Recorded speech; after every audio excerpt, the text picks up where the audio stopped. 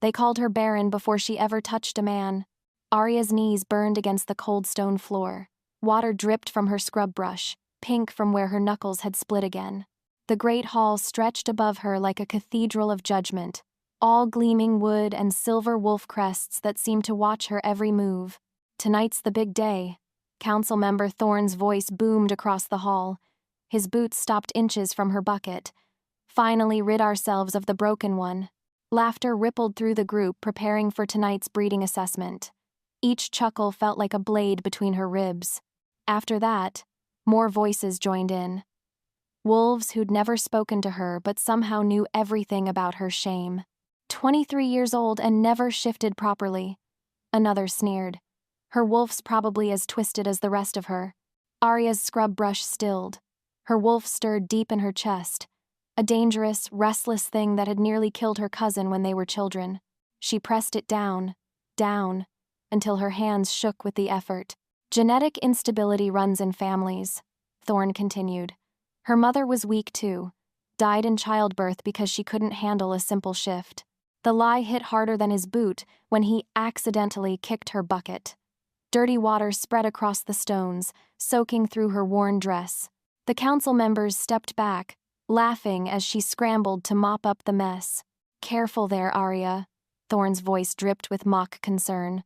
"Wouldn't want you to make an even bigger mess tonight." Heat flared along her spine. For just a moment, her wolf pressed against her consciousness. Not weak, not broken, but something vast and powerful that wanted to tear his throat out. The intensity of it terrified her. What followed was the familiar stab of self-loathing. Even so, she kept her head down, her voice small. "Sorry, sir. Tonight you'll finally get what you deserve," Thorne said, already walking away. "Exile to the outer territories where the rogues can deal with you."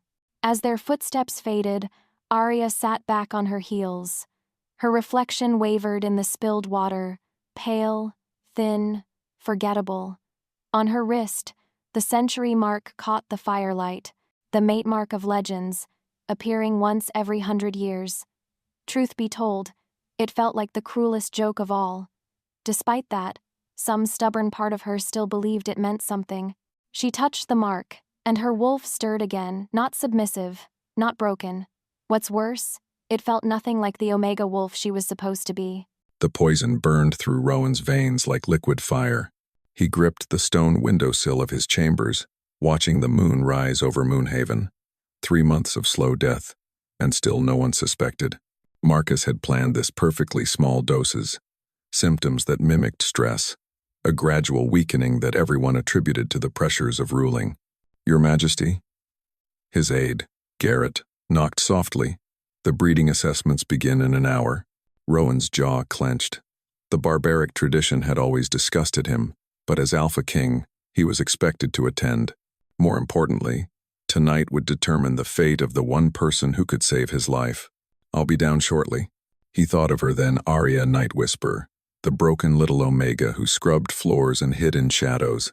She had no idea what she was, what that mark on her wrist truly meant. Rather, she believed their lies about being unworthy. He'd been watching her for years, waiting for the right moment. Under the weight of his stare through these windows, she'd grown from a frightened child into a woman who still flinched at shadows. While the forest held its breath around her, she remained completely unaware of her true nature. The century mate. His salvation. His equal. As the bond pulsed weakly between them, she couldn't feel it yet. Not while she fought so hard against her wolf. Another wave of poison crashed through him. He staggered, catching himself against the wall. Fury bloomed in his chest, chasing the pain. Marcus thought he was clever, positioning himself as the next alpha through his daughter. A cold smile touched his lips. Tonight, Marcus would learn exactly how wrong he'd been. He straightened his shoulders and headed for the door. Come morning, everything would change. But then, change had always been written in the stars and in the mark that graced his true mate's wrist. The servant bell clanged like a death knell. Aria pressed herself deeper into the alcove behind the great hearth, clutching clean linens to her chest. The Alpha King had arrived early. She wasn't supposed to be here when the ceremony began, but she'd been too slow, too clumsy, as always. Make way for His Majesty, King Rowan Stormcrown. The massive oak doors swung open, and her world tilted. Power rolled off him in waves, not the cruel dominance of the council members, but something vast and controlled. As if pulled by a string, her gaze found his across the crowded hall. Storm-gray eyes locked onto hers with laser focus. Her heart skipped. The century mark on her wrist tingled, then burned like fire. Without warning, her wolf surged forward not in fear, but in recognition. Something inside her shifted, aligned, called out to match his energy. The moment their eyes locked, time stopped. But then shame crashed over her. She was nothing a broken Omega who'd be exiled tonight. He was a king. As the silence stretched, she ducked her head and tried to disappear. Garrett, the Alpha King's voice carried across the hall, smooth as aged whiskey. Who is the girl by the hearth? Aria's blood turned to ice. Without thinking, she clutched the linens tighter, as if they could hide her from a king's attention. Her body moved on instinct, trying to shrink into the stone wall. Just a servant, Your Majesty, Garrett replied. She'll be assessed tonight. I see. Those two words held weight she couldn't understand. With every heartbeat, she felt his gaze burning into her hiding spot. In the span of a breath, her entire world had shifted on its axis. Your Majesty, Beta Marcus Bloodfang's oily voice cut through the tension. Perhaps we should begin preparations for tonight's ceremony. So many worthless candidates to process. Aria's wolf snarled at the dismissal in his tone. The sound tried to crawl up her throat, and she bit her tongue until she tasted copper. The snarl had been silent, but somehow she knew the Alpha King had heard it, felt it through some connection she didn't understand. Between them, something cracked some invisible barrier she'd built around her true nature. The Alpha King's voice turned cold. Indeed, Beta Marcus, I'm very interested in tonight's proceedings. Terrified of what she'd revealed, what he might have sensed, she ran. Behind her, she didn't see the Alpha King's small, knowing smile, nor did she see the way Marcus's face darkened like a storm cloud. The hunt was about to begin. Aria Nightwhisper, step forward. The words echoed through the great hall like a funeral bell. Her legs trembled as she walked the gauntlet between sneering faces. Every wolf in Moonhaven had come to witness the spectacle, her public humiliation. The council sat on their raised platform like vultures. Beta Marcus wore a smile that made her skin crawl. Alpha King Rowan lounged in his ornate chair, storm-gray eyes tracking her every movement. She couldn't read his expression. Present your wolf for assessment, Council Leader Thorne commanded. Aria's heart hammered against her ribs. She'd practiced this moment in her nightmares for years. Call your wolf. Show them the broken, dangerous thing that lived inside her. Let them see why she deserved exile. My wolf doesn't. Call it forth, Marcus interrupted, his voice sharp as a blade. Show us what manner of creature hides in your bloodline. The hall fell silent, the weight of their stares pressed down like stones. Her wolf stirred, restless and angry at being summoned like a pet. A flash of something wild, not submission, but fury that someone dared command her. She can't, someone whispered from the crowd. 23 years old and still can't shift properly. Laughter rippled through the assembly. Her cheeks burned with shame, but her wolf snarled in response. The sound vibrated through her chest, low, dangerous, nothing like an Omega's whimper. Silence. Thorne's voice cracked like a whip. The council will render judgment. He stood, his ceremonial robes billowing. He looked like he was enjoying every second of her torment. His next words would seal her fate. Aria Nightwhisper, his voice boomed, born of weak bloodline, genetically unstable, unable to properly shift or submit to pack hierarchy. Each word hit like a physical blow. The council finds you, unworthy to breed. The hall erupted. Cheers, jeers, the satisfied murmurs of wolves who'd always known she was different, broken, wrong. Furthermore, Thorne continued, you are hereby. Stop. The single word cut through the noise like a blade.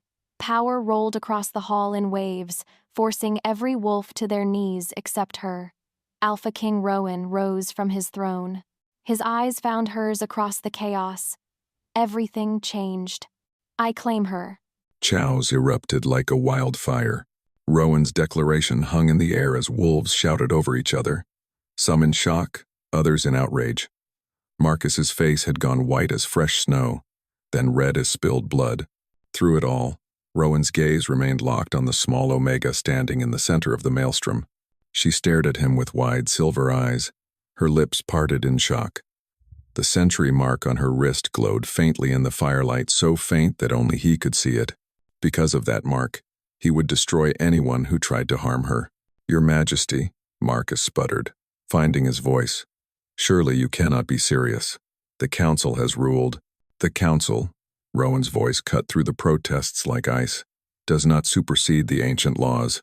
I invoke the right of claiming." He stepped down from the platform, each footstep echoing in the sudden quiet. "Aria Nightwhisper bears the mark of a century mate. She is mine by law, by destiny, by right." Gasps rippled through the crowd. The century mate was legend, a bond that appeared once every 100 years between an alpha king and his true equal. Most believed it was myth. Rowan had been watching her for years, waiting for this moment. He approached slowly, like he might a wounded animal. Her scent hit him fear, confusion, and underneath it all, the wild honey and lightning smell that belonged to his mate. The poison in his veins seemed to quiet in her presence, the constant burn dimming to a whisper. "Show them," he said softly, reaching for her wrist. She flinched, but didn't pull away. His fingers traced the delicate silver mark, and it flared to life under his touch. Brilliant light poured from her skin, casting shadows that danced like wolves across the stone walls.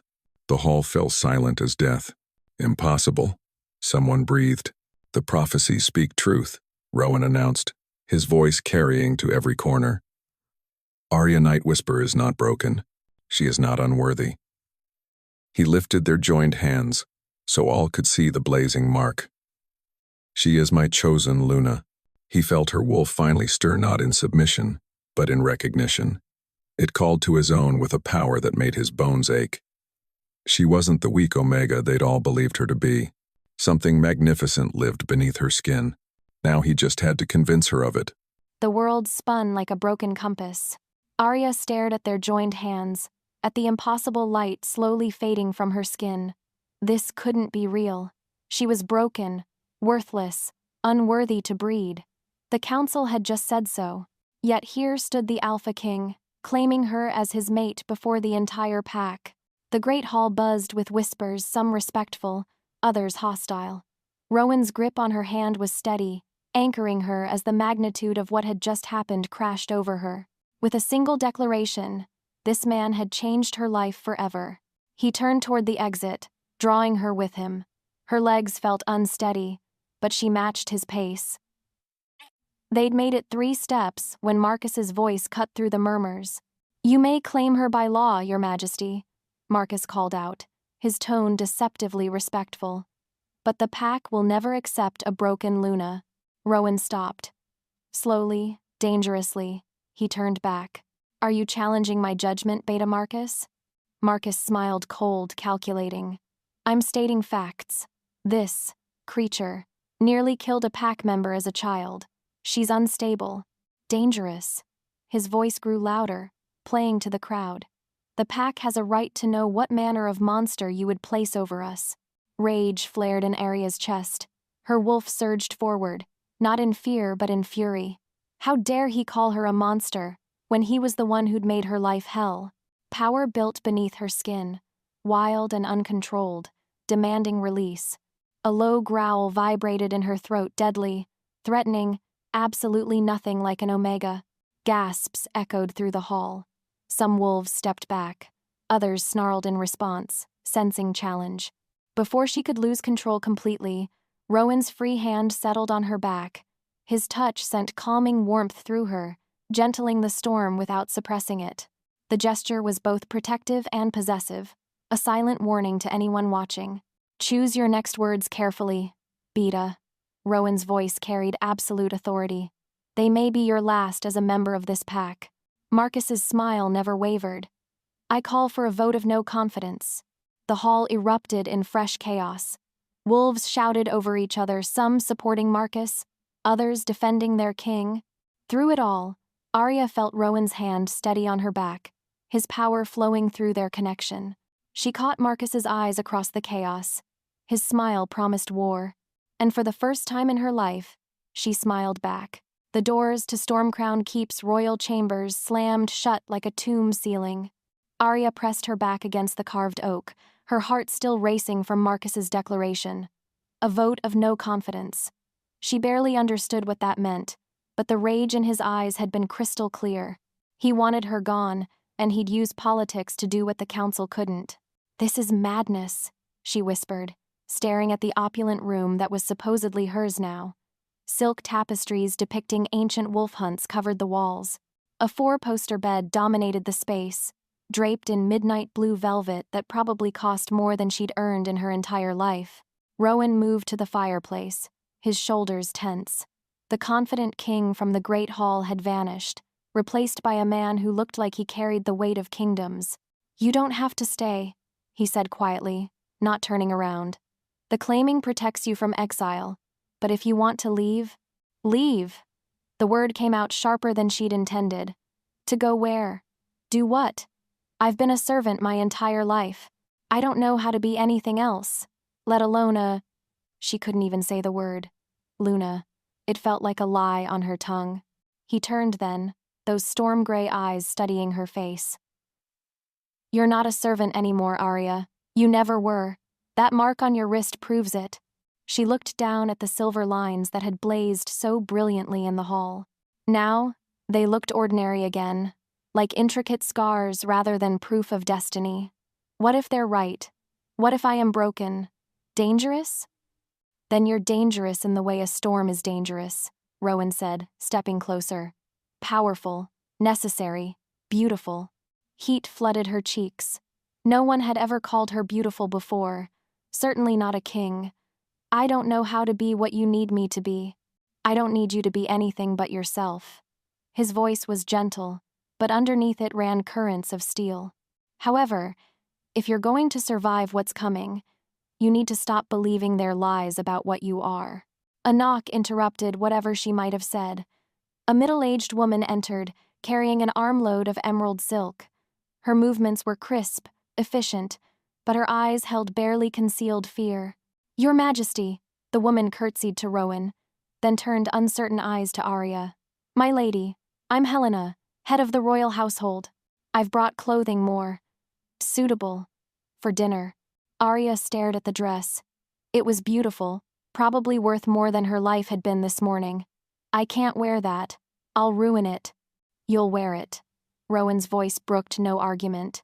"You're Luna now, whether you feel ready or not. The pack needs to see you as I see you." After he left, Helena helped her into the dress with hands that trembled slightly. The silk felt like water against her skin, foreign and wonderful and terrifying all at once. "My lady," Helena whispered as she laced the bodice, "be careful who you trust. Not everyone in the keep wishes you well." The words sent ice through her veins. She was trapped in a world where even the servants carried warnings. The private dining hall felt like a battlefield before the first sword was drawn. Marcus sat at the long table with calculated casualness, his smile never reaching his eyes. He'd arrived early, uninvited, but impossible to refuse without creating a scene. Now he watched every interaction like a predator studying prey. Rowan observed Aria navigate the formal dinner with growing admiration and frustration. She held her fork like it might shatter, deferred to his opinion on everything, and flinched every time a servant approached. The emerald dress transformed her into someone who looked like she belonged here, but her behavior screamed servant.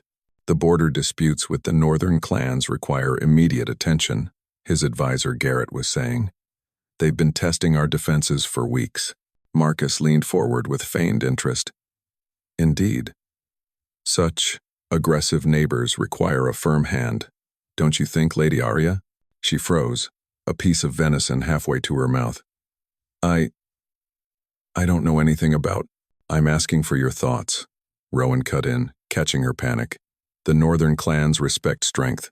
They're testing us to see if we're weak. What would you do?" Her hands shook as every eye at the table turned to her. Marcus's smile was particularly sharp, like he was enjoying watching her squirm. The silence stretched until desperation made her speak. Maybe they're testing because they're scared? The words tumbled out before she could stop them. If someone keeps picking fights, sometimes it's because they feel threatened, not strong. Marcus's eyebrows rose in mock surprise. How insightful. But Rowan leaned forward, genuine interest lighting his eyes. Go on. If they feel threatened by something else, maybe another clan, or internal problems, they might be trying to look strong by challenging us. But if we responded with diplomacy first, showed we're not the real threat. She trailed off, realizing everyone was staring. I'm sorry. That was stupid. That was brilliant. Rowan cut her off. Garrett, send envoys to the northern clans. Find out what they're really afraid of. For one glorious moment, pride bloomed in her chest. She'd just influenced royal policy. She'd been useful, valuable, smart. Marcus's soft clap shattered the moment. Fascinating insight from such an empathetic perspective, Lady Aria. His voice dripped honey over poison. Speaking of threats from within, I was just informed of a disturbing incident in the training yards today. 3 pack members were mysteriously injured, deep claw marks that don't match any known wolf signature. The pride died in her throat, replaced by ice-cold dread. Such unusual wounds, Marcus continued conversationally, cutting his meat with deliberate precision. Signs of extreme aggression and complete loss of control. The healers say whoever did this was in a feral state, exactly the kind of instability we discussed at the assessment. What are you implying? Rowan's voice carried deadly quiet. I'm not implying anything, Your Majesty, merely sharing concerning news. Marcus's smile was all innocence and sharp edges, though I'm sure it's purely coincidental that such unprecedented violence occurred on the very day our new Luna experienced her first emotional surge. Aria's vision tunneled. Memories crashed over her, her cousin's screams, the taste of blood, the horror in everyone's eyes. Had she lost control somehow? Had her wolf acted without her knowledge? I didn't, she whispered, but doubt crept into her voice. Of course not, Marcus agreed smoothly. I'm sure Lady Aria would never intentionally harm pack members, but intention and ability are different things, aren't they? Control is so challenging for those with unstable bloodlines. The words hit like physical blows. Around the table, she watched faces change, doubt creeping in where there had been cautious acceptance. Even Garrett looked uncertain. This wasn't a demand to shift. This was something far more insidious, a poison dropped into the water, spreading doubt without giving her anything concrete to fight against. How did you prove you hadn't done something when you weren't even sure yourself? The pack deserves to feel safe, Marcus continued, his voice full of fake concern. Perhaps Lady Aria should undergo some monitoring until we can be certain these incidents are unrelated to her presence. Rage flared in her chest, but with it came terror. What if he was right? What if she was the monster they all believed?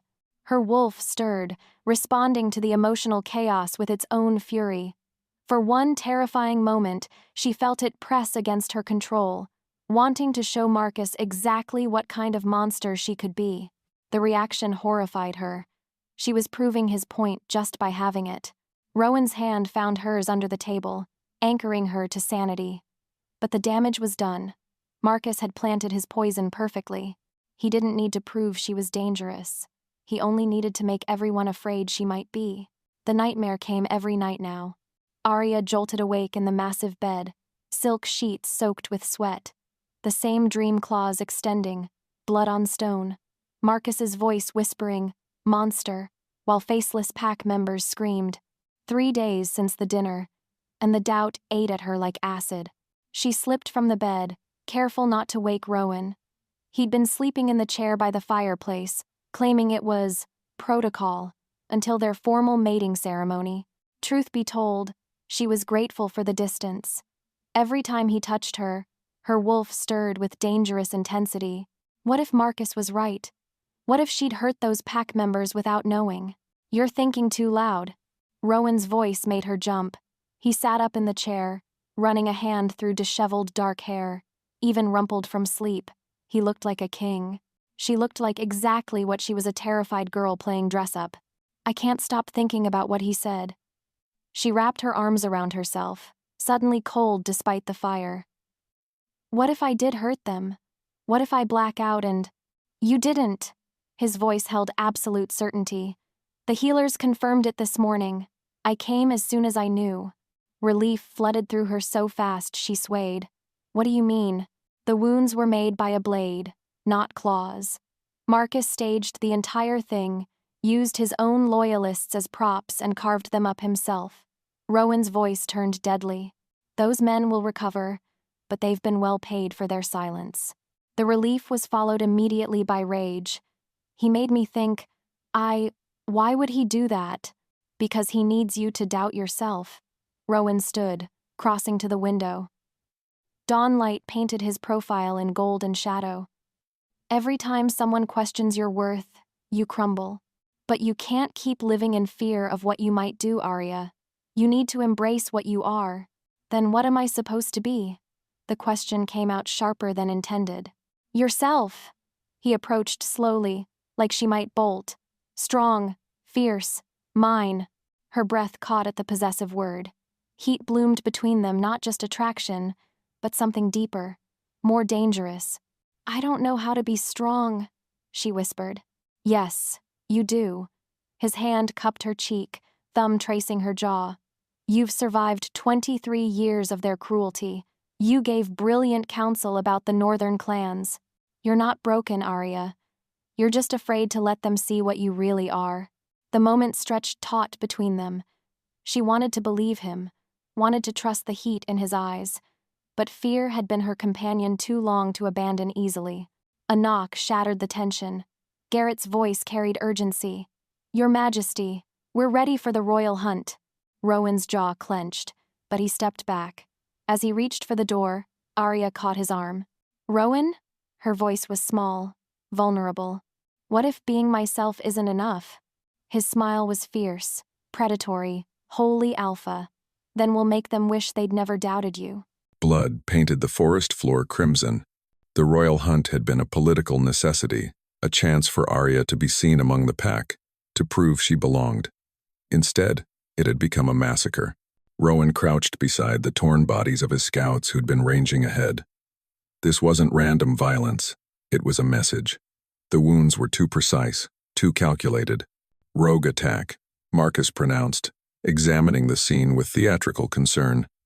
Clearly, they're growing bolder. Perhaps our domestic distractions have made us appear weak. The barb hit its mark. Several pack members glanced toward Aria, doubt flickering in their eyes. She stood frozen beside a massive oak, her face pale as moonlight. How many? Rowan asked quietly. At least a dozen, Garrett reported.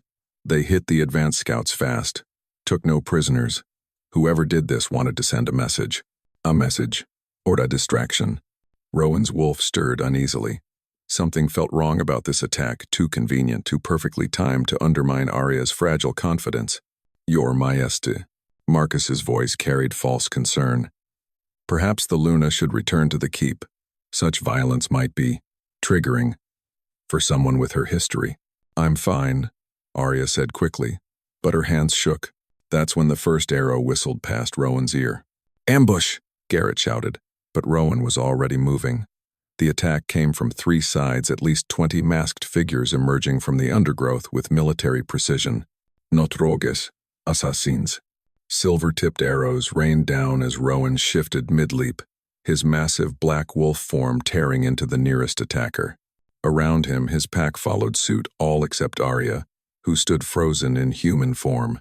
Shift, Marcus roared at her. Defend your pack. But she couldn't. Terror had locked her wolf away, leaving her helpless as chaos erupted around her. An assassin broke through their defenses, blade aimed at Rowan's exposed flank. Time slowed, as Rowan realized he wouldn't be able to turn in time. Then Aria moved. Power exploded from her like a shockwave. Her wolf didn't just emerge, it erupted with the fury of a caged storm finally unleashed. The transformation was unlike anything he'd ever seen. Not just a shift, but a revelation. She was magnificent, terrifying, perfect. Her wolf was massive, nearly as large as his own, with silver-tipped fur that seemed to catch moonlight even in daylight. She hit the assassin with the force of a falling star, her claws rending through armor like paper. But it wasn't just her size that made the other wolves whimper and bow. It was the power that radiated from her, ancient, royal, absolutely lethal. She wasn't just any Luna. She was a queen. The remaining assassins broke and ran. Even Marcus stared in open shock. As the adrenaline faded, Aria's wolf turned to Rowan. Golden eyes met storm gray, and for the first time, he felt their bond snap completely into place. Not just mates, equals. Then, she collapsed. Consciousness returned in fragments, silk sheets, firelight, the taste of copper in her mouth. Aria's body felt like she'd been trampled by a herd of horses. Every muscle ached, but her wolf lay quiet and satisfied in her mind, no longer the terrified, caged thing she'd tried to suppress. Easy. Rowan's voice was soft, concerned. She opened her eyes to find him sitting beside the bed, looking haggard. "You've been unconscious for 6 hours." I shifted. The words came out as a whisper. I actually shifted. "You saved my life." His hand found hers, warm and steady. "That assassin would have killed me." Pride bloomed in her chest, followed quickly by concern. "Are you hurt? You look—" She sat up, studying his face. He was pale, drawn, like the fight had cost him more than it should have. Something flickered in Rowan's eyes. Guilt? Fear? "Aria, there's something I need to tell you. About why those attacks drain me more than they should. About why I really need you." Her stomach dropped. "What do you mean?" "I've been dying for months," he said quietly. "Someone's been slowly poisoning me. The only thing keeping me alive is—" He gestured between them. "This, our bond, your power." The words hit like physical blows. The room spun as the implications crashed over her. "You're saying you only claimed me to save your life?" "It started that way," he admitted, and her heart shattered. "But Aria, what I feel for you now is real. I swear it." She pulled her hand away, ice spreading through her veins. "How long have you known? About the poison, about what I could do for you." The silence stretched too long. When he finally spoke, his voice was barely audible. 3 months. 3 months. He'd known he was dying for 3 months and waited until the council declared her unworthy to make his move. Not love, not destiny, calculated necessity. The betrayal cut deeper than any blade. Every gentle touch, every word of encouragement, every moment she'd started to believe she might be worthy of love, all of it tainted by his need to survive. "So, everything between us," her voice broke, "it's all just medicine to you. I'm just a living antidote." "No." He reached for her, but she flinched away. "Aria, please.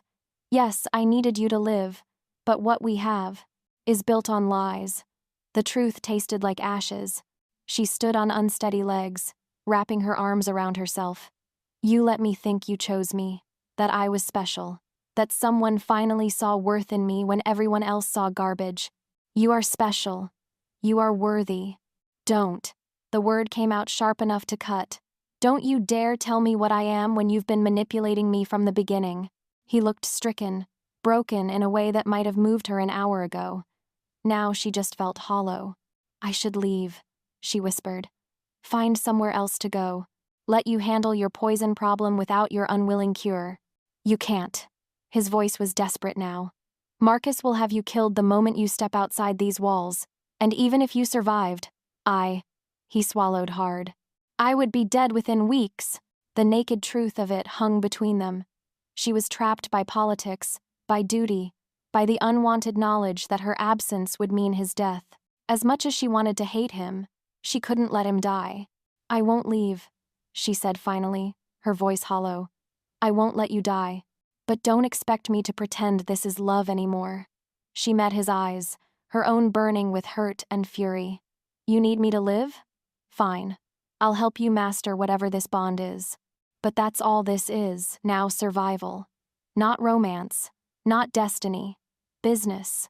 Relief and pain warred across his features. Aria, don't. She held up a hand. Just don't. We'll train together. We'll figure out how to use this connection to keep you alive and me safe.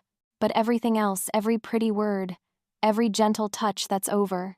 She turned toward the door, then paused without looking back. And Rowan? Next time you need to use someone to save your life, try being honest from the start. It hurts less than finding out you've been living a lie. As the door closed behind her, she didn't see him bury his face in his hands, or hear the whispered words that followed her into the hallway. I love you. That was never a lie. But it was too late for truth. The damage was done. The training yard rang with the clash of steel and snarls. Aria wiped blood from her split lip, circling Rowan in the morning mist. 3 weeks of brutal sessions had honed her wolf from wild force into lethal precision. She was faster now, stronger, but the emotional distance between them remained a chasm. Again, Rowan commanded, his own breathing labored. The poison was winning despite their bond, stealing his strength day by day. You need to rest. She kept her voice clinical, professional. Nothing like the woman who'd once looked at him with stars in her eyes. I need you to stop holding back. His storm gray eyes flashed with frustration. Your wolf is magnificent when you let it truly free, but you keep pulling your punches. Because unleashing everything meant feeling everything, the bond, the connection, the treacherous warmth that bloomed whenever their wolves touched minds. She couldn't afford that luxury. This was business, not love. I'm fighting as hard as... His attack came without warning. Not the controlled sparring they'd been doing, but a full alpha assault meant to provoke. Her wolf exploded in response, meeting his midair in a collision that shook the ground. For one blazing moment, their minds merged completely. She felt his pain, not just the poison, but the deeper wound of her rejection. Felt his desperate love wrapped around the knowledge that he'd destroyed any chance of her returning it. She pulled back instantly, stumbling in human form. Don't. That's what I mean. He shifted back, magnificent, even exhausted. When you let our wolves connect, really connect, you heal me. But you keep stopping just when it would mean something. The words came out sharper than intended. I told you. This is survival, nothing more. Is it? He stepped closer, and she hated how her body responded. Because your wolf doesn't feel that way. She calls to mine, wants to complete the bond. My wolf is an idiot. Aria backed away, wrapping her arms around herself. She doesn't understand that we're just convenient for each other. Pain flashed across his features. Aria, I know I hurt you. I know I should have told you about the poison from the beginning. But what we have is a business arrangement. She turned toward the exit. Same time tomorrow. She'd made it 3 steps when Garrett burst into the courtyard, his face white with panic. Your Majesty, we have a problem. Marcus has Lady Aria's cousin. Ice flooded her veins. What? Elena Night Whisper, Garrett panted. The one you nearly killed as children. Marcus has her in the dungeons. He's demanding a public demonstration of your stability in exchange for her life. The world tilted. Elena's sweet, gentle Elena who'd never blamed her for the childhood incident, who'd been the only family member to show her kindness. It's a trap, Rowan said immediately. He wants you to lose control in public, prove his point about instability. I know. Her voice was hollow. But I can't let him hurt her because of me. There has to be another way. There isn't. She met his eyes, seeing her own desperation reflected there. If I don't save her, Elena dies because of what I am. That's on me. The impossible choice stretched between them. Let Elena die, or walk into Marcus's trap and risk everything they'd worked for. But really, there was no choice at all. You're not going. Rowan blocked the chamber door, power radiating from him in waves. Aria stood by the window, already dressed in dark leathers for stealth, her face set with grim determination. Move, Rowan. I won't let you walk into his trap. The poison burned through his veins, but desperation gave him strength. There has to be another way. There isn't, and you know it. Her voice was steady, but he caught the tremor underneath. Elena is innocent. She's only in danger because Marcus wants to hurt me. I won't let someone else pay for my existence. If you're captured, if you die, what do you think that does to me?" The words escaped before he could stop them, raw with pain. "You'll find another mate. Another Luna who can—" "I don't want another mate." The confession exploded from him like a dam bursting. "I want you. I love you, Aria. Not because of what you can do for me. Not because of the bond or the healing. I love you because you're brave enough to risk everything for someone who showed you kindness. Because you see solutions where others see problems. Because you're standing there planning to sacrifice yourself rather than let an innocent suffer." She went very still. "Don't. It's true. I know you think it started as manipulation. And maybe it did. But somewhere along the way it became real. More real than anything I've ever felt." He stepped closer, close enough to see the silver flecks in her eyes. "Stay. Please. Let me find another way." For a moment, her mask slipped. He saw the girl who'd once looked at him with hope, who'd believed she might be worthy of love. Then the steel returned. "If it's real," she said quietly, "then you'll understand why I have to go." Before he could react, she vaulted through the window. By the time he reached the ledge, she was already scaling the outer walls with the grace of a born predator. The training had made her magnificent fast, sure, deadly. It had also made her capable of leaving him behind. "Garrett!" he roared, staggering as another wave of poison hit. Without her touch to ease it, the burning was overwhelming. "Gather the guard. We're going after her. Your Majesty, you're in no condition.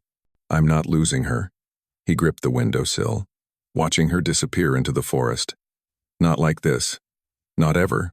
The dungeons were exactly as she'd expected, silver-lined to suppress wolf abilities, guards who thought they were dealing with a broken Omega. They were wrong. Aria moved through the shadows like water, every lesson from their training sessions flowing through her. She was still just Aria, still learning, still growing into her power, but she was no longer the terrified girl who'd scrubbed floors. The first guard went down silently, a precisely applied sleeper hold dropping him without a sound. The second never saw her coming. The third tried to raise an alarm, but her hand was over his mouth before he could draw breath. She'd learned to be dangerous, just not in the way Marcus expected. Elena's cell was at the end of the corridor, her cousin huddled on moldy straw with tear-stained cheeks. When she saw Aria picking the lock, her eyes went wide with terror. "Aria, no," Elena whispered. "It's a trap. He's waiting for you." "I know." The lock clicked open. "That's why we're leaving the back way." They moved through the castle's forgotten passages, servants' routes Aria had memorized during her years of invisibility. Elena was weak but determined, following without question as they climbed toward freedom. They were almost clear when Marcus's voice echoed from the great hall. "Search everywhere! The little bitch can't have gone far." Aria pushed Elena toward the final exit, a window that opened onto the outer gardens. "Run. Don't stop until you reach the Northern Clan's territory. Tell them the Luna Queen sent you." "What about you?" "I'll be right behind you." The lie came easily. Someone had to delay Marcus, and they both knew who that would be. Elena hesitated, then pressed something into Aria's hand, a small silver pendant, warm with her cousin's touch. "For luck," she whispered, then disappeared into the night. Aria smiled, tucking the pendant away. She'd done it. Elena was free, safe, alive. Now she just had to get home. The journey back to Stormcrown Keep should have been triumphant. She'd outwitted Marcus, saved an innocent, proved her competence. Instead, dread pooled in her stomach with every step. Something felt wrong. The bond with Rowan, usually a steady warmth in her chest, flickered like a candle in wind. She broke into a run. The Keep's guards let her pass without question, but their faces were grim. Helena waited in the entry hall, wringing her hands. "My lady, thank the goddess you're safe. The king he's..." Aria didn't wait to hear the rest. She ran through the corridors, following the bond's weak pull to their chambers. She found Rowan collapsed on the floor beside their bed, Garrett kneeling over him with a healer's kit. His face was gray as ash, his breathing shallow and labored. "What happened?" she demanded, dropping to her knees beside him. "The poison," Garrett's voice was thick with grief. When you left, when the bond was strained by distance and stress, it overwhelmed his system. He's been like this for hours. Hours. While she'd been playing hero in the dungeons, he'd been dying. She pressed her hands to his chest, pouring healing energy through their connection. But the poison had spread too far, done too much damage. Her power slowed it but couldn't reverse it. There was only one thing that could save him now: the sacred mate bond. Complete, irreversible, soul deep. It would bind their life forces together, let her bear half the poison's burden, give him the strength to fight. It would also mean forgiving him, choosing him, accepting that whatever had started between manipulation and necessity had become something real. "Everyone out," she whispered. "My lady." "Out." When they were alone, she leaned over Rowan's still form. His eyes fluttered open, storm gray and filled with pain. "Aria?" His voice was barely a whisper. "I'm here." She smoothed the hair back from his forehead. "I'm going to fix this. Elena." "Safe. Free. It worked." She managed a shaky smile. "I'm actually pretty good at this hero thing." His lips curved in the ghost of a smile. "Always knew. You were magnificent. Don't talk. Save your strength." She took a deep breath, centering herself. "Rowan, I need to perform the sacred mate bond. It's the only way to save you. But I need you to know I'm not doing this because I have to. I'm doing it because..." The words stuck in her throat. "Because?" "Because despite everything, the lies, the manipulation, the heartbreak, I love you." The truth felt like stepping off a cliff. "I love you, and I choose you. Not because destiny says I should, but because you're mine and I'm yours, and that's how it should be." His eyes filled with tears. "Aria."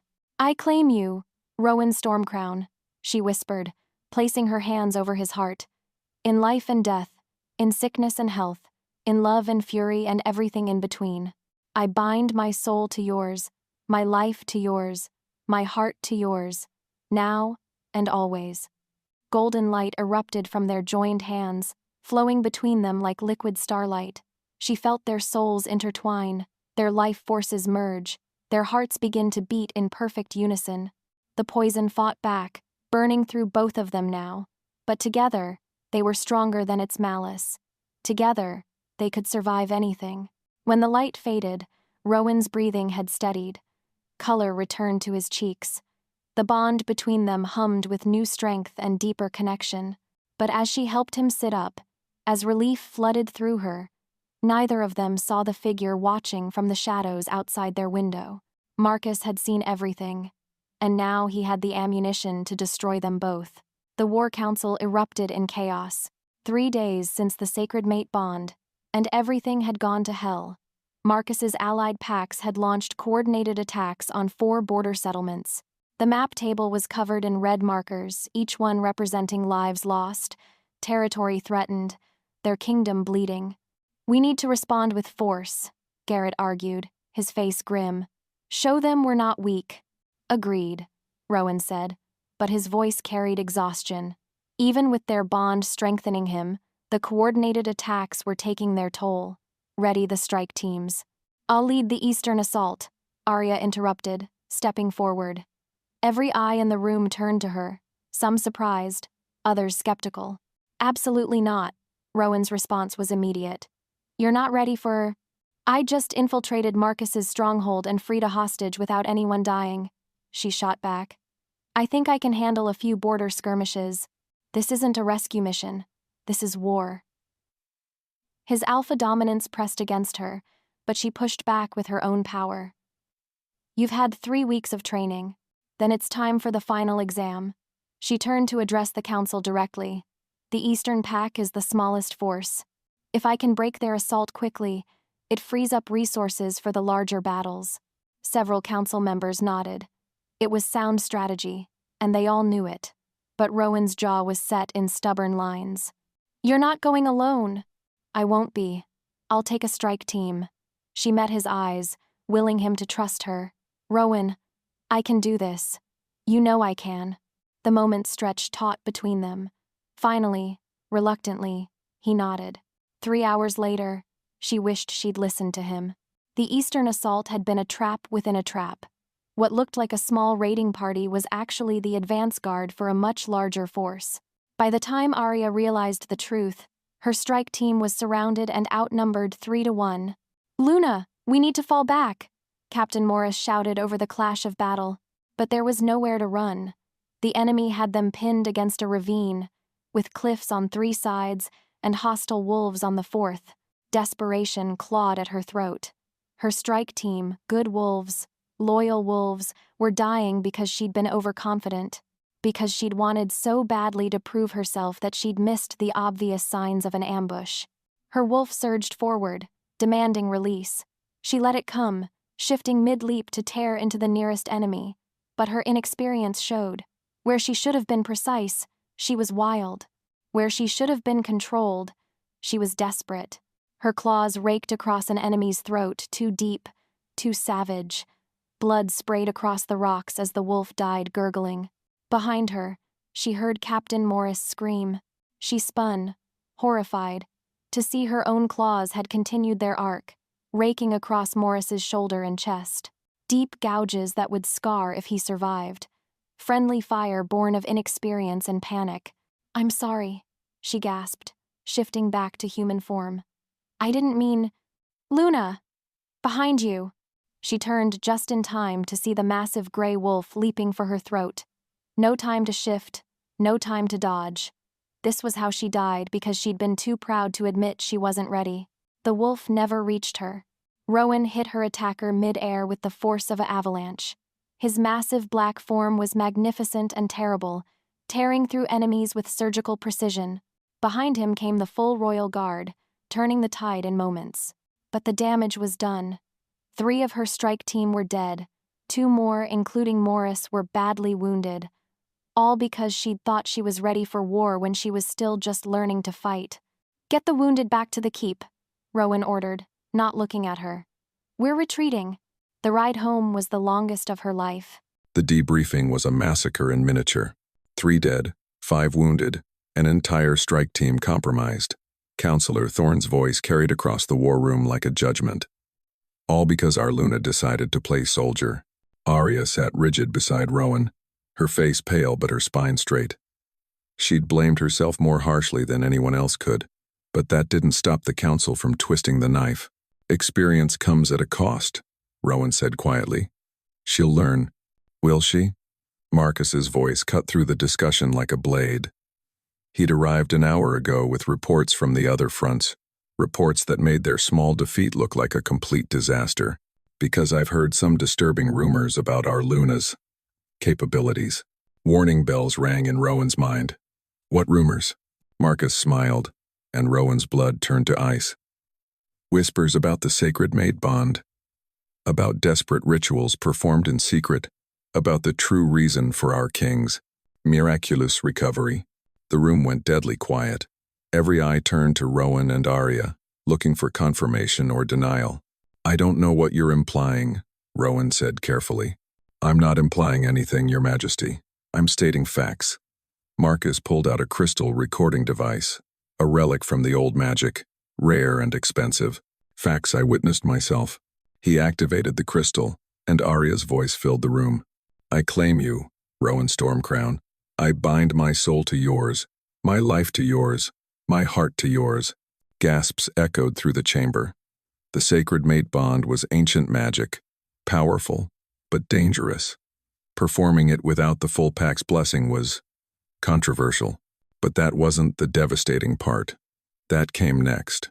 "Of course," Marcus continued conversationally, "that ritual was hardly necessary. After all, His Majesty has known about Lady Aria's potential for quite some time. Haven't you, Your Majesty?" Rowan's throat closed. Somehow Marcus knew. Somehow he'd discovered the truth Rowan had hoped to take to his grave. "I have no idea what you're talking about." Marcus's smile turned vicious. "Really? You didn't know she was your fated mate when you stood by and watched the council declare her unworthy to breed? You didn't spend years watching her suffer, waiting for the perfect moment to swoop in and play hero?" The words hit like physical blows. Around the table, he saw understanding dawn on face after face, the horrible, inescapable logic of Marcus's accusation. "That's not I didn't. You knew." Marcus pressed, his voice gaining strength. "You knew she was your mate, and you let them humiliate her. Let them break her down until she was so desperate for acceptance that she'd cling to any scrap of attention, even from the man who'd orchestrated her suffering." "Stop." Aria's voice was barely a whisper, but Marcus was just getting started. "He's been planning this for years, my dear, waiting for you to hit rock bottom so he could play savior. Every gentle word, every protective gesture, every moment of seeming love, all calculated, all designed to make you grateful enough to bind your life to his." "That's enough," Rowan roared, surging to his feet, but the damage was done. He could see it in Aria's eyes the moment when Marcus's poison found its mark. When doubt became certainty, became devastation. "Is it true?" Her voice was hollow, empty of everything that had made it beautiful. The question hung between them like a blade. He could lie, try to explain, make excuses, but the fundamental truth was inescapable. He had known. He had watched. He had waited. "Aria, is it true?" The silence stretched until it became its own answer. When she stood and walked out of the room, she took his heart with her. The world was ending in silver chains and jeering voices. Aria knelt in the center of the great hall, her wrists bound in metal that burned her skin. Around her, the pack had gathered for what Marcus called justice, and what she knew was execution. 3 days since the revelation. 3 days of Marcus working behind the scenes, turning the pack against their Luna who'd led their sons to slaughter. 3 days of Rowan locked in the dungeons, accused of treason against his own people. She'd tried to run. Of course she had. The moment Marcus's words sank in, really, truly understood what they meant, she'd fled like the broken thing she'd always been. But there was nowhere to run from the truth. Rowan had orchestrated everything. Every moment of seeming affection, every gentle touch, every word of love, all of it designed to manipulate her into saving his life. She'd bound her soul to a lie. "Behold," Marcus addressed the crowd with theatrical sorrow, "the creature you were asked to accept as Luna, weak in battle, dangerous to her own allies, bound to your king through forbidden magic and desperate manipulation." The crowd murmured agreement. These were the same wolves who'd cheered her, claiming just weeks ago. Now they looked at her with disgust and fear. "The sacred mate bond was performed without pack blessing," Marcus continued. "A violation of our most sacred laws. But more than that, it was built on deception. Your king knew of their connection for years and chose to hide it, to let her suffer, to break her down until she was malleable enough to serve his needs." "That's not true," she whispered, but even she didn't believe it anymore. "Isn't it?" Marcus crouched before her, his voice gentle as poison. "Think, Aria, when did he first show you kindness? After the council's vote, when you were at your lowest point. When did he reveal his feelings? When he was dying and needed your power. When did he claim you? When exile was your only other option." Each word was a nail in the coffin of her hope, because underneath the manipulation, underneath the betrayal, was the horrible truth. It all made perfect sense. "I hereby call for the dissolution of the illegal bond," Marcus announced, standing to address the crowd, "and the execution of the false Luna who used forbidden magic to corrupt our king." The crowd roared approval. Someone threw a stone that caught her shoulder. Someone else spat in the dirt near her feet. She closed her eyes and let the hatred wash over her. This was what she deserved. This was what she'd always been unworthy to breed, unworthy to live, unworthy of love. Around her, the jeering grew louder. Voices she'd once thought might accept her now called for her blood. The pack members who'd knelt when her mark blazed with power now demanded her death. "Any final words?" Marcus asked with mock sympathy. She opened her eyes and looked at him, this man who'd orchestrated her downfall from the very beginning, who'd used her deepest fears against her, turned her greatest triumph into her ultimate defeat. But what was the point of words? What was the point of fighting?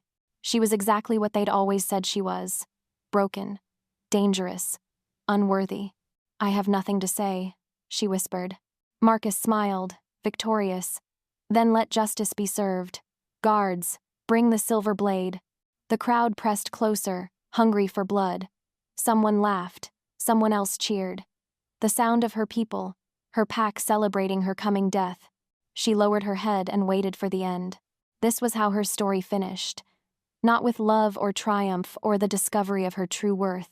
Just a broken Omega, dying alone in front of the wolves who'd never wanted her anyway.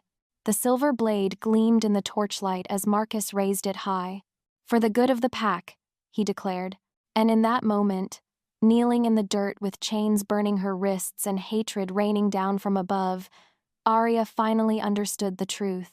She was going to die believing she'd never been worthy of anything at all. The blade hung frozen in the air. Marcus stood with silver gleaming in his grip, but something had stopped him mid-strike.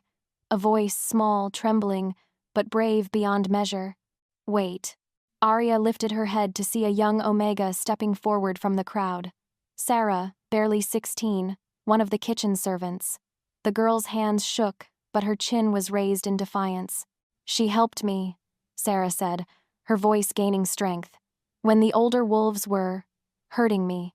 When no one else would listen, she did. She stopped them. Murmurs rippled through the crowd, confusion, uncertainty. Marcus's smile faltered slightly. That has nothing to do with... She helped me too. An elderly wolf stepped forward, Thomas, who worked the stables. My grandson was sick, dying. The healers said there was nothing they could do, but she sat with him through 3 nights, brought him soup, told him stories. He lived. More voices joined in. A mother whose child had been bullied until Aria intervened. A young warrior she'd bandaged after a training accident. An old woman she'd helped carry groceries when no one was watching. Small kindnesses, forgotten moments, acts of compassion that had meant nothing to the great politics of the pack, but everything to the individuals who'd received them. These are lies, Marcus snarled, but sweat beaded on his forehead. Desperate attempts to... I saw her save my brother during the border attack, another voice called out. She took a blade meant for him. Nearly died protecting a wolf who couldn't even fight back. She gave me her own food during the winter shortage, an old man added. Said she wasn't hungry, but I saw her ribs showing through her clothes. The crowd was shifting, murmuring, remembering things they'd tried to forget. Acts of selfless love from the girl they'd written off as worthless. And in that moment, kneeling in chains with death hanging over her head, Aria finally understood something that had eluded her for 23 years. Worth wasn't something others gave you. It wasn't determined by bloodlines or council votes or even mate bonds. Worth was something you created through your choices. Through every small kindness, every moment of compassion, every time you chose to help rather than hurt. She wasn't worthy because Rowan had claimed her. She wasn't worthy because her mark blazed with power. She wasn't even worthy because her wolf was strong. She was worthy because she had chosen, again and again, to be kind in a world that had shown her only cruelty. They're right, she said quietly, and the hall fell silent. I did help them, all of them, not because I had to, not because I was ordered to, but because it was the right thing to do. She lifted her head, meeting Marcus's gaze directly, despite the silver chains burning her wrists. You can kill me. You can dissolve my bond. You can erase my name from every record, but you can't erase the love I've given or the lives I've touched. That's mine. That's real. And that makes me worthy, no matter what you say. For the first time since the revelation about Rowan, she felt her wolf stir not in rage or desperation, but in quiet, unshakable confidence. She was Aria Nightwhisper. She was worthy, and she was done believing otherwise. The dungeon cell felt like a tomb, but Rowan's spirit had never been more alive. He'd spent 3 days listening to his mate's anguish through their bond, feeling her despair like acid in his veins. 3 days of self-loathing so complete it had nearly driven him mad. Marcus was right. Everything he'd said was true. Rowan had known about the mate bond for years. He had watched her suffer. He had waited for the perfect moment to play hero. But Marcus was also wrong about one crucial thing. Somewhere between the manipulation and the necessity, between the claiming and the bonding, Rowan had fallen completely. desperately, irrevocably in love with the woman behind the power, not because she could heal him, but because of who she was when no one was watching. The girl who snuck food to prisoners, who sat with the dying, who risked everything for a cousin who might not even remember her name. Through their bond, he felt the moment her despair began to shift, felt her discovering her own worth, claiming her power not as his mate but as herself. It was the most beautiful thing he'd ever experienced. And it was happening just as Marcus prepared to kill her. "Your Majesty?" a voice whispered from the corridor garret, barely audible through the stone walls. "The pack is turning. Some of them remember what she was really like. It's time." Rowan closed his eyes, feeling the silver bars that held him unbreakable, eternal, but no match for the loyalty he'd earned through years of just rule. "The keys?" he whispered back. "We have them. Captain Morris and his men, the ones she saved during the border attack, they're with us."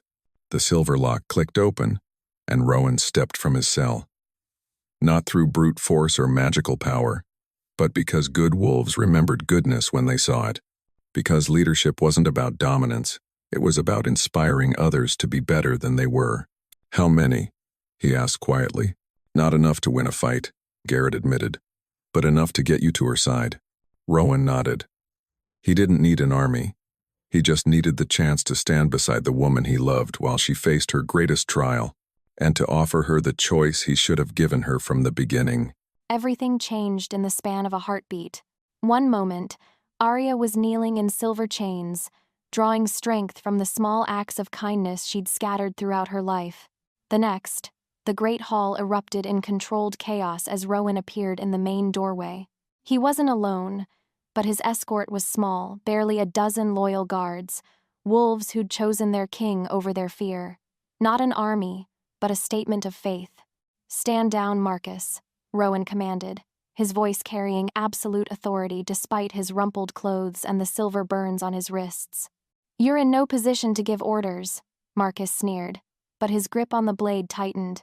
"The pack has chosen. She dies tonight. Then they'll have to go through me first." The two alphas faced each other across the great hall, one claiming justice, the other claiming love. Around them, the pack watched in tense silence, caught between competing loyalties. "This is your last chance," Rowan said quietly. "Release her, and face trial for treason. Continue this farce, and face me directly." Marcus laughed, but there was hysteria in the sound. "You think you can still win? Look around you, Rowan. They've seen your true nature.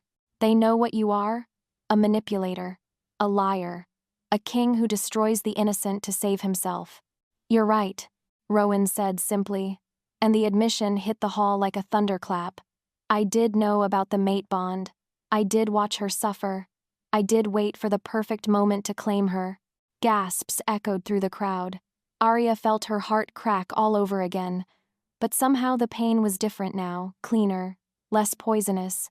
"But you're wrong about one thing," Rowan continued, his eyes finding hers across the chaos. "I didn't fall in love with her because she could save my life. I fell in love with her because of who she is when she thinks no one's watching. Because she's brave and kind and worthy of everything good in this world." He stepped closer, his gaze never leaving her face.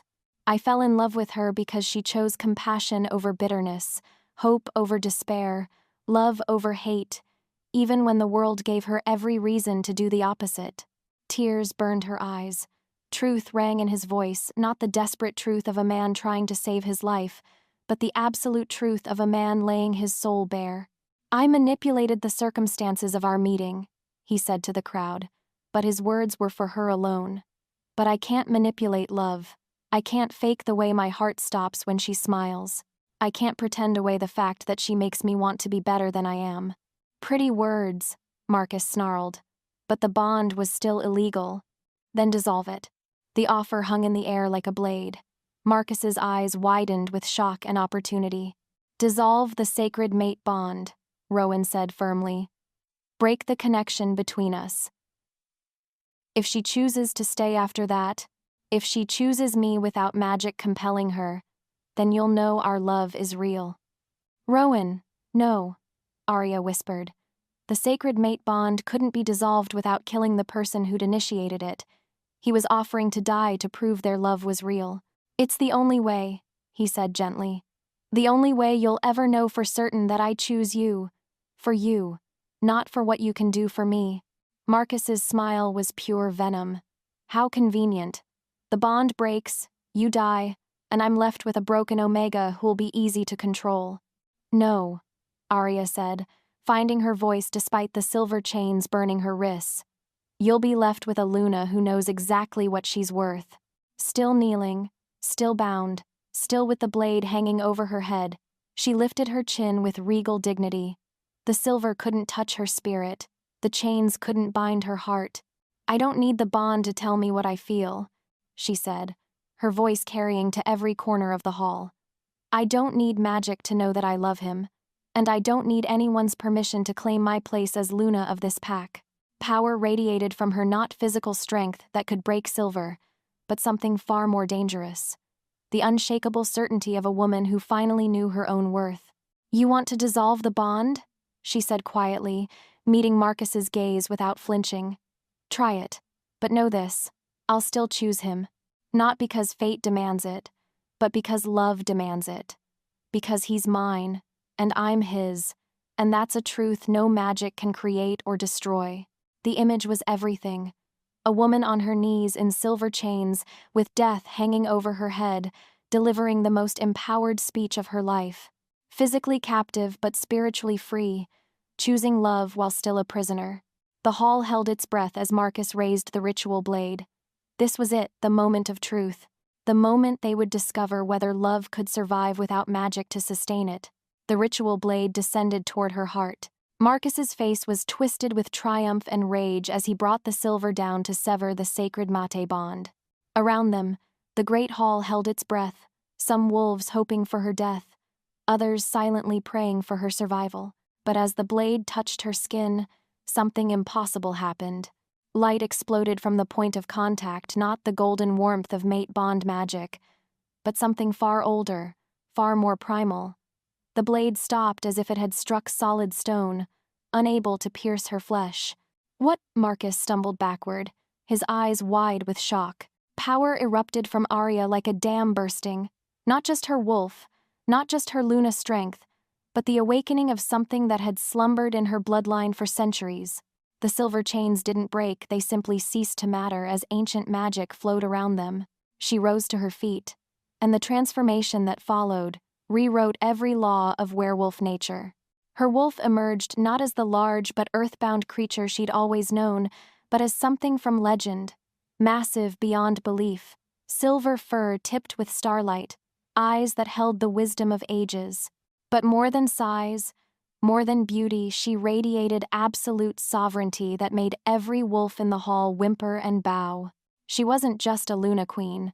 She was the true alpha, the mythical leader spoken of in prophecies, born once in a millennium to unite all werewolf clans under one banner. Through their bond, she felt Rowan's awe and love blazing like a star. His wolf rose to meet hers, and together they achieved something no pair had managed in 1,000 years, perfect synchronization between equals. King and queen, alpha and alpha, two souls sharing one purpose. Marcus fell to his knees, his borrowed authority crumbling before her true nature. Around the hall, even his strongest supporters bowed their heads in submission. "I am Aria Nightwhisper." Her voice carried the weight of destiny itself. True alpha of the Northern Territories, Luna Queen of the Stormcrown Pack, and mate to King Rowan by choice, not by compulsion. She turned her golden gaze to Marcus, who cowered before her majesty. "You sought to break a bond forged in love with a blade forged in hate. But love, true love, cannot be severed by silver or dissolved by ritual. It can only grow stronger under pressure, like diamonds formed in the depths of the earth." The great hall erupted in sounds of submission, wolves bowing, voices raised in acknowledgement of their true Luna. The pack that had called for her death now recognized her for what she truly was. Marcus tried to run, but Rowan's loyal guards surrounded him.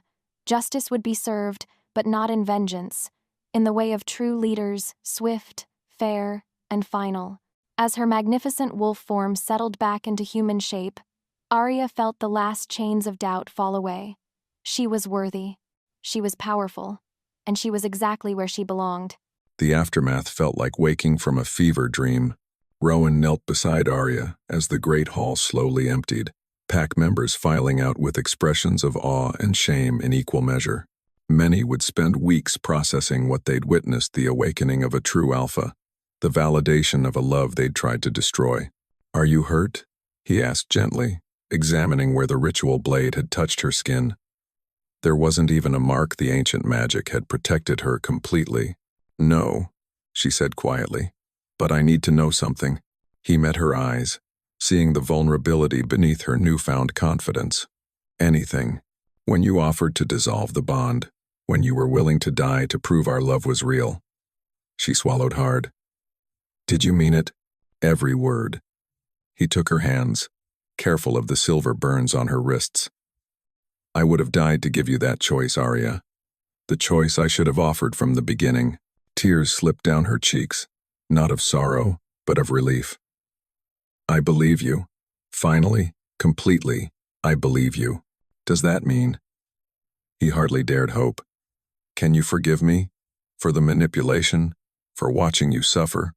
For being too much of a coward to tell you the truth?" She was quiet for a long moment, and he felt his heart stop. Then she smiled, radiant, beautiful, absolutely genuine. "I forgive you," she said simply. "Not because the bond compels it, not because destiny demands it, but because love means choosing to forgive. And I choose you, Rowan Stormcrown. Your flaws, your mistakes, your regrets, all of it. Because that's what love is."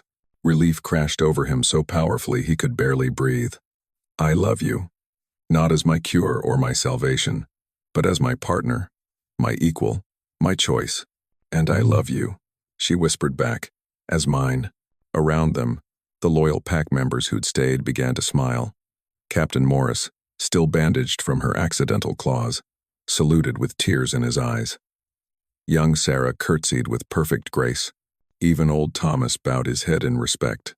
Their Luna had come home to herself, and in doing so, she'd shown them all what true strength looked like. 3 months later, Aria stood before the mirror in her chambers, hardly recognizing the woman looking back.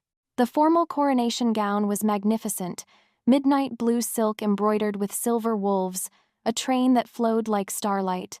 But it was her face that had changed the most. Gone was the frightened girl who'd scrubbed floors and accepted scraps. In her place stood a woman who knew exactly what she was worth. "You're beautiful," Rowan said from the doorway, and she turned to find him watching her with wonder in his storm-gray eyes. "We're both different now," she observed, taking in his formal regalia. King and Queen, preparing for the ceremony that would officially recognize what the pack had already accepted. "Better," he agreed, crossing to take her hands. "Honest, equal, real." Through their window, they could see the great courtyard filling with wolves from every clan in the territory. Word had spread of the true Alpha's awakening, and leaders had come from hundreds of miles to witness her formal coronation.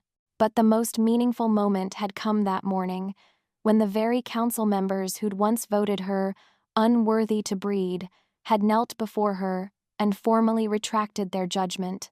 Not because they had to, but because they'd finally seen what she'd always been beneath their prejudice. "Are you ready?" Rowan asked gently. Aria placed her hand over her still flat stomach, where new life was already growing, the future heir, conceived in love rather than duty, carrying the bloodlines of both true Alpha and King. The council that had declared her unworthy to breed would now witness her carrying the next generation of royal wolves. The irony was delicious. "I'm ready," she said, meaning it completely. They walked to the coronation together, not king and subject, not savior and saved, but partners choosing to build something beautiful from the ashes of manipulation and pain. As the crown was placed on her head, as the pack roared their approval, as Rowan's hand found hers in front of thousands of witnesses, Aria felt the last piece of her transformation click into place. She was Luna Queen Aria Stormcrown, mother of the future Alpha heir, true Alpha of the Northern Territories. But most importantly, she was a woman who'd discovered that worthiness could never be granted by others, only claimed by yourself. 5 years later, young wolves throughout the kingdom learned a different story than their parents had been told.